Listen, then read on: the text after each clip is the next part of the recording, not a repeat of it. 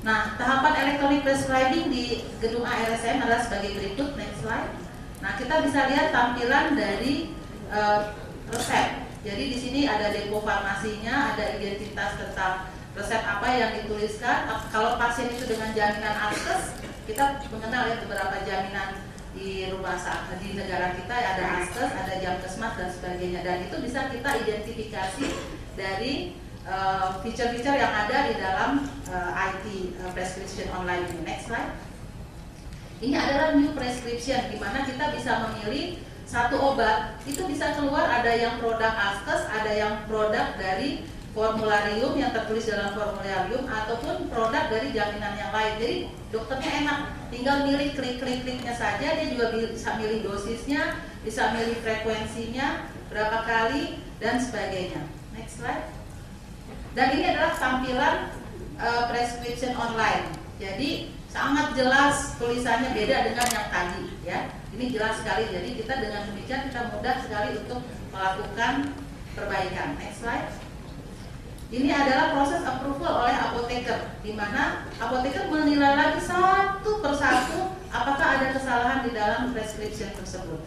Next slide. Nah, ini resep yang sudah di approval, juga fiturnya keluar. Next slide. Ini adalah obat. Di dalam satu pemberian obat itu ada yang disebut dengan formulir penggunaan obat.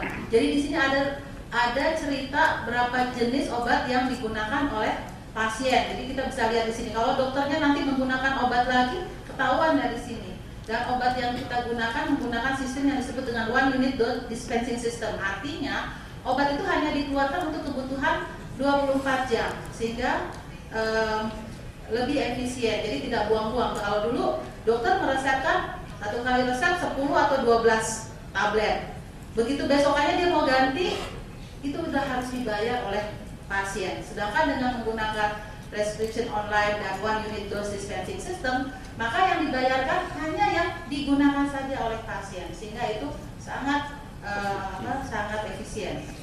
Next slide. Nah, ini kemudian obat siap diantar itu ada warnanya, jadi berubah. Kalau dia sudah siap diantar, maka warnanya berubah. Kita menggunakan color di mana kita sudah semua saling tahu bahwa obat pasien itu sudah dikirim. Next slide. Ini adalah obat tambahan. Kita juga bisa menggunakan obat racikan. Kalau mau obat tersebut harus dibikin dengan spesial atau khusus, permintaan khusus. Misalkan dia ingin mengencerkan cairan elektrolit yang pekat ke dalam cairan elektrolit yang tidak pekat, dijadikan satu untuk medication, maka ada satu tempat fasilitas dari feature ini yang bisa dokternya nulis di situ. Next slide. Ya, dan kita sekarang mengembangkan supaya lebih bagus lagi prescription online kita dengan drug related decision support seperti panduan obat formularium, interaksi obat. Jadi kalau misalkan dokternya meresepkan lebih dari 6 macam obat, interaksi obat akan mudah kita deteksi sehingga tidak membahayakan kepada pasien. Alergi obat juga, panduan dosis yang lazim. Ini karena dirubah jadi agak tulisannya agak lain ya. Next slide.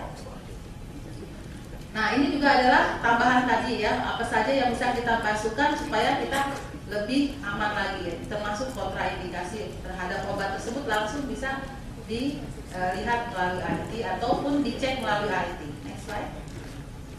Ya, ini adalah manfaat dari penggunaan prescription online, di mana meningkatkan keselamatan pasien tentunya dan mempercepat di dalam dispensing obat atau pelayanan kepada pasien. Jadi ujungnya adalah yang akan menikmati dari pengembangan teknologi informasi ini adalah pasien. Next slide. Ya, dari root cause analysis, next slide.